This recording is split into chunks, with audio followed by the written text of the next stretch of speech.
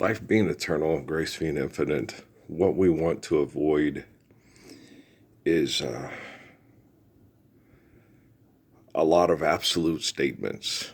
Some statements, are absolute. You need gravity, you need photosynthesis. Absolutely, right? For us to even perceive absolute and use the word to express a perception, right? So, but you want to avoid absolutes where you're looking at symbiotic relationships between human beings, and these people are never going to change. Like I heard that one time on the BBC in North Africa, where these people are tribal, secular, and insular, and they've been fighting for thousands of years. And it's just they were just basically, it's not going to change. As well, yeah, if you keep going and sticking in burrs in the saddle and they keep bucking, then yeah, it's not going to change. But I had that with Nate Reynolds, the Navy SEAL, when I worked at with children in lockup from Flint and California and Wyoming and Montana up in Sheridan, Wyoming.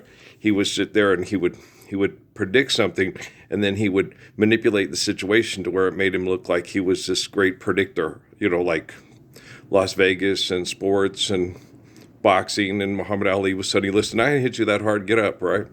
So any time you involve manipulation and feelings of power through manipulation and any kind of perception of future interactions, you're going to corrupt it. Okay. The only way to not corrupt the interaction is to give them the most pure and true forms of understanding of laws, gratitude for life, and love of one another because of the laws provided for our life to have gratitude for life, right? So you just got to understand what type of people you're dealing with. You're dealing with people that are broken, okay, because of their selfishness over thousands and thousands of years. Like Judah Krishnamurti talked about those scientists for like 4 hours. And I went to go watch it, and Judah goes, Earl, you get it. Just at the end, that one video I would always show on Facebook, 4 minutes. Whereas you, having heard all this, you as a human being, why don't you change? You know what will happen if you do not change, right? And he talked about biological conditioning, and he talked about, which is an entirely different matter. And just to, not to look at it, don't look at changing superficially, look at it deeply and understand it eternally. And, look at the words you say, like truth and faith and trust and love, Because I was watching a little commercial here with the little Juju Watkins girl, making her NIL money and talking about the love that her parents gave her. And it's like, yes, okay, there is love present, but because we're not living truthful lives, the love isn't able to truthfully, eternally reflect itself, right? Because then they had the other little girl from LSU talking about how she's got to get her money from the NIL. It's like, no, you don't. You got to stand up for the Lord's Prayer. You got to understand the faith of King David. You got to understand the wisdom of King Solomon. You got to understand the devotion to that faith and that wisdom of women like Ruth and Esther. Okay. If you really want to be speaking in front of children and talk about loving them and have those children understand what it's like to be loved. Does that help? Hope that helps Ms. Lopez and her kids. And definitely hope it helps, Daniel Mullins and Matt Taylor. And, well, I didn't get to follow Matt and everything, but Trev Queen. And I met his parents. I didn't get to meet Trev. I just told him, I said, he is the most physically gifted and talented. And he's the most talented player I've seen since Siakam Pascal at the school. So I think he can, help the family financially at this point in time.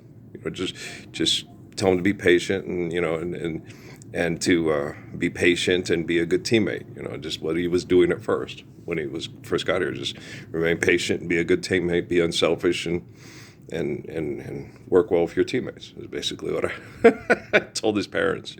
But he's very talented. He's a very talented basketball player.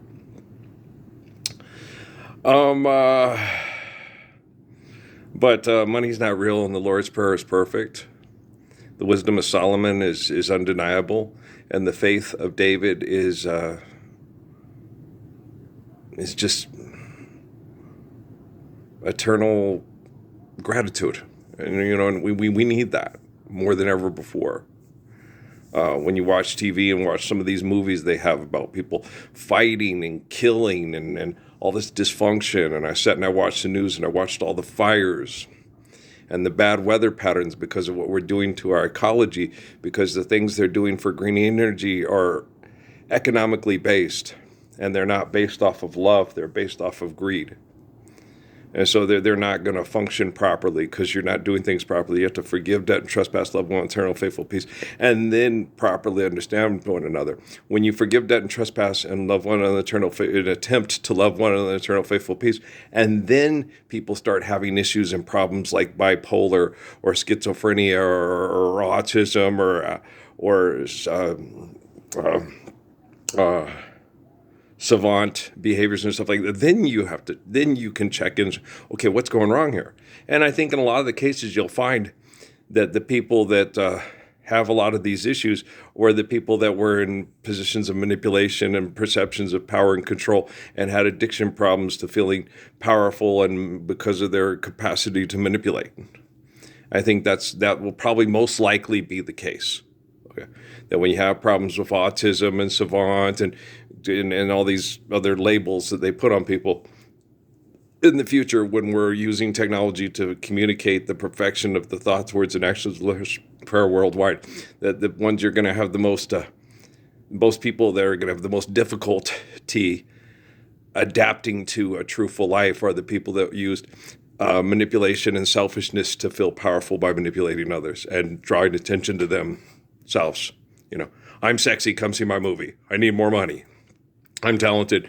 And that's why I tell people, because my parents had movie star good looks, very witty, very intelligent, can assess situations and explain them to people that have studied them for 40 years and explain it to them in 20 minutes after talking about their career field. I've been this way my whole life, okay? Sports were easy to me. Most sports come real easy, and I'm real good. And then if I focus on them, I can become dominant. Cornhole, bowling, tennis, basketball, baseball, football, soccer. I don't know about golf. I only played once, so I can't tell you. But I was real good at putt-putt golf, miniature golf, right? So my short game is good. And then you just have to work on your driving game, which I was good at directing the ball of baseball where I wanted to hit it. So yeah, I'd probably be real good at golf if I wanted to put a lot of time and effort and energy to golf. But golf is kind of boring to me. It's like playing pool with different shaped sticks and walking and driving in a cart for I just play pool. I like basketball.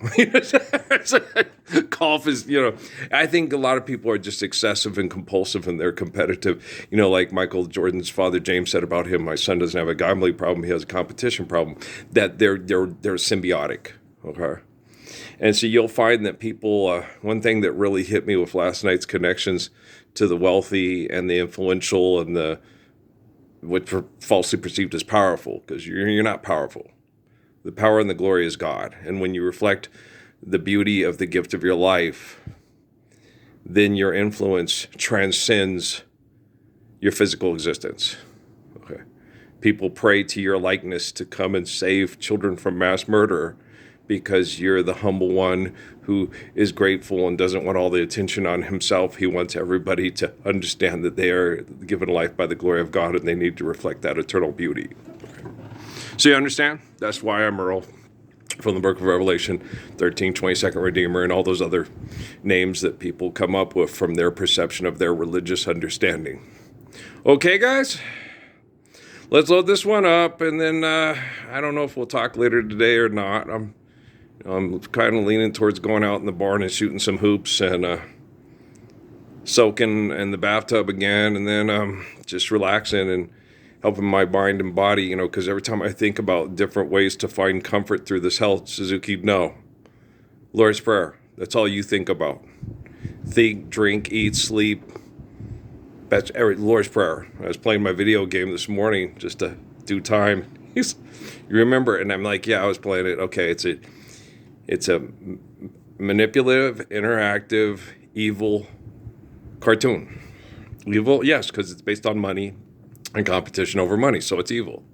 So almost all your video games are manipulative, interactive, evil, cartoons. That's all they are.